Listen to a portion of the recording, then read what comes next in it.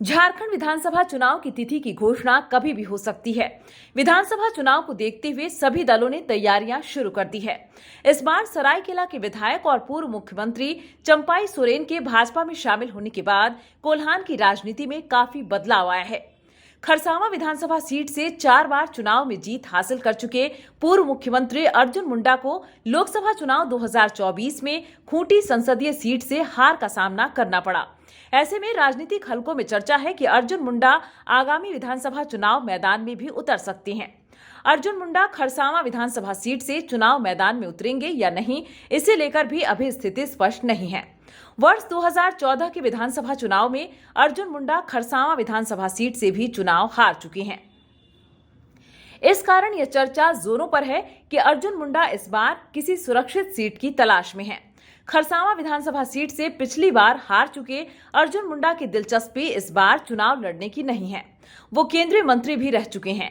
ऐसे में वो अपनी कर्म भूमि खरसावां को छोड़ना भी नहीं चाहते हैं। यही कारण है कि इस बार खरसावां से अर्जुन मुंडा की जगह उनकी पत्नी मीरा मुंडा के चुनाव लड़ने की चर्चा जोरों पर है।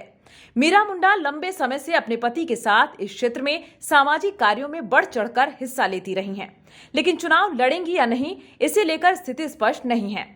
पूर्व केंद्रीय मंत्री अर्जुन मुंडा ने खरसावां सीट से विधानसभा चुनाव लड़ने के संबंध में साफ किया कि पार्टी का जो भी फैसला होगा वो उन्हें मान्य होगा। उन्होंने कहा कि चुनाव में पार्टी की ओर से उन्हें जो भी जिम्मेदारी दी जाएगी उसका वो निर्वहन करेंगे। हालांकि वो चुनाव कहां से लड़ेंगे, इसका खुलासा अभी उन्होंने नहीं किया। लोकसभा चुनाव 2024 में खूंटी संसदीय क्षेत्र के खरसावां विधानसभा क्षेत्र में बीजेपी को झटका लगा। अर्जुन मुंडा खरसावां से 4 बार विधायक भी रह चुके हैं, लेकिन इस बार के लोकसभा चुनाव में वो खरसावां सीट में ही पिछड़ गए। कांग्रेस प्रत्याशी कालीचरण मुंडा को करीब 90,000 वोट मिले। वहीं बीजेपी प्रत्याशी अर्जुन मुंडा को लगभग 75,000 वोट हासिल हुए। वर्ष 2014 के विधानसभा चुनाव में भाजपा के टिकट पर चुनाव लड़ रहे अर्जुन मुंडा को झारखंड मुक्ति मोर्चा के उम्मीदवार दशरथ गागराई ने पराजित किया था।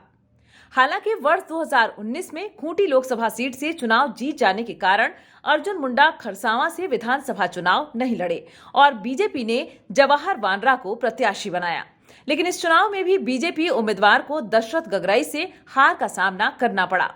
चंपाई सोरेन के जेएमएम में रहने के दौरान सरायकेला सीट से बीजेपी उम्मीदवार के रूप में पहले भी चुनाव लड़ चुके गणेश महली इस बार भी टिकट के प्रबल दावेदार थे। लेकिन चंपाई के भाजपा में आने के बाद राजनीतिक परिस्थितियां काफी बदल चुकी है। बीजेपी में सरायकेला सीट से चंपाई सोरेन का टिकट कंफर्म माना जा रहा है। ऐसे में 2 बार भाजपा टिकट पर सरायकेला से चुनाव लड़ रहे गणेश महली ने इस सीट पर अपनी दावेदारी छोड़ दी है। गणेश महली अब सरायकेला छोड़कर खरसावां से टिकट की दावेदारी कर रहे हैं। गणेश महली की ओर से खरसावां सीट से चुनाव लड़ने के लिए पार्टी नेतृत्व के समक्ष आवेदन भी दिया गया है। दूसरी तरफ खरसावां के पूर्व विधायक और बीजेपी के समर्पित नेता मंगल सिंह सोय ने भी एक बार फिर से खरसावां विधानसभा सीट से चुनाव लड़ने की इच्छा जाहिर की है। इसे लेकर उन्होंने जिलाध्यक्ष को आवेदन दिया है।